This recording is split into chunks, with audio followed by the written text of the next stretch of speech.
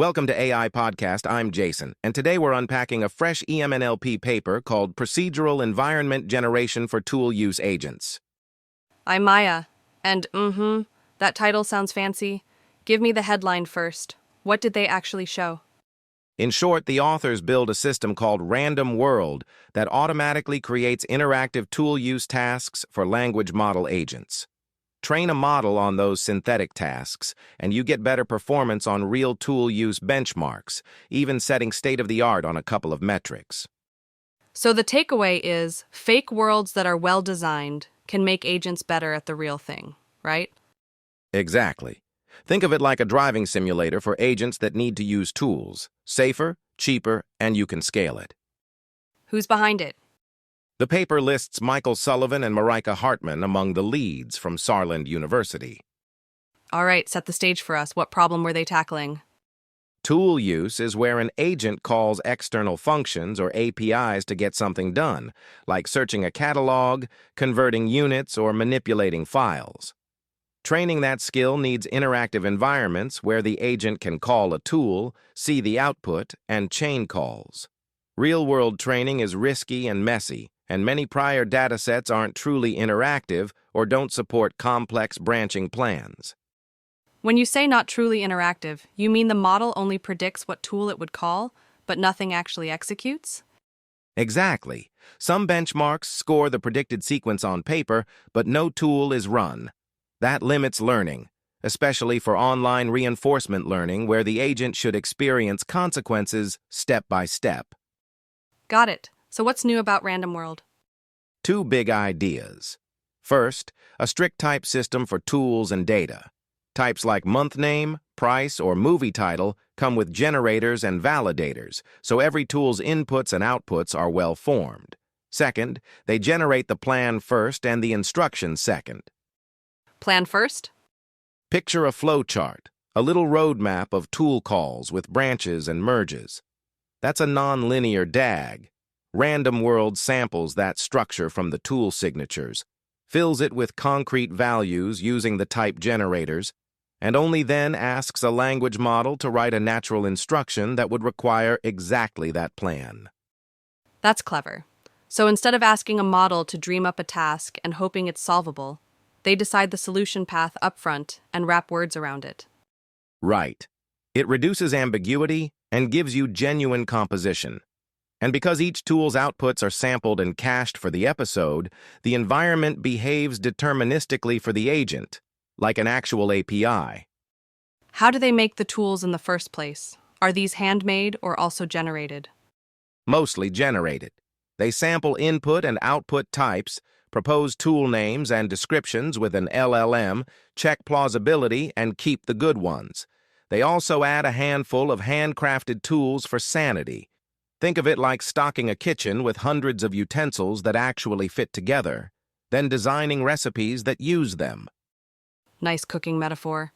But if everything is synthetic, does it really transfer to real APIs? That's the big question. Their bet is that what matters is the reasoning pattern, reading feedback from one tool, choosing the next tool, and managing parameters. They evaluate on public benchmarks where tools are real or at least realistic, and they see solid gains. Let's talk experiments. What did they train and how? They generated on the order of 12,000 tasks with hundreds of tools and fine-tuned 7 to 8 billion parameter instruction models.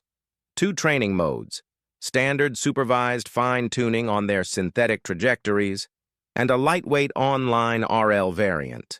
Both help, with different trade-offs by model. And results? Their models do much better on a held-out random world test built from unseen tools, which shows generalization within the procedural framework. On external benchmarks, they improve over base models and, in one case, achieve state-of-the-art on a couple of metrics in Nestful, which scores how well agents predict API sequences. On Tool QA, which is interactive, the gains are smaller but still meaningful. So stronger on their home turf, and respectable improvements elsewhere. Any sense of why? The authors argue it's the combination of type-safe tools, non-linear plans, and explicit intermediate feedback. Instead of learning a flat pattern like call tool A then B, the model practices branching logic and parameter handling in many variations. I like that. It's like sending the agent to a gym with equipment arranged to force full-body workouts, not just bicep curls. Exactly. Plus, they ran a small scaling study and found that more synthetic tools and tasks generally give better downstream performance, which suggests you can keep growing this gym. All right, let's be picky for a minute. What should listeners be cautious about? First, because instructions are written by a language model, there's a risk of leakage.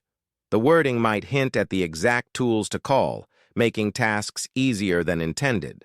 They try to control it, but it's a valid concern. Anything else? The world is synthetic. Real APIs have latency, failures, authentication, and side effects. Random world models, neat function calls with clean types. That's great for training logic, but it might underrepresent production messiness. An evaluation? The procedural test set is a few hundred tasks, useful, but not huge. Some external benchmarks aren't fully interactive, so they reward planning on paper rather than end-to-end execution. Claims about general tool use should be read with that in mind. Reproducibility? They release code, which is great, but the generation pipeline relies on a closed model to produce tools and instructions. If that service changes, regenerating the exact same corpus might be tricky. Still, it's a step toward open practice. If I'm a practitioner, what's the practical lesson here? If you want a tool-using agent, don't just give it static transcripts. Give it an interactive playground with typed tools, force it to handle branching plans, and show it intermediate outputs. Even synthetic worlds can sharpen the skills you care about. And if I'm a researcher, where would you push next? I'd inject realism. Add random delays, tool errors, and budget constraints. Mix in sandboxed calls to a few real APIs. I'd also harden instruction generation to avoid hints, maybe with adversarial red teaming. And I'd expand interactive benchmarks so we measure actual end results, not just predicted sequences. And a reproducibility kit with fixed prompts, seeds, and an open generator, so other labs can rebuild the data set without depending on a single vendor. Exactly. Before we wrap, quick recap. Random World shows that procedurally generating interactive, type-safe tool use tasks can train smaller models to be more capable, and in some cases, best prior systems on standard metrics. It's not the final word on real-world APIs, but it's a strong blueprint for building better training gyms. My takeaway is simple. Plan first, words second. By designing the solution path before the instruction, they reduce ambiguity and actually teach the behavior we want. Well said. This has been AI Podcast. I'm Jason. I'm Maya. Thanks for listening, and we'll see you next time.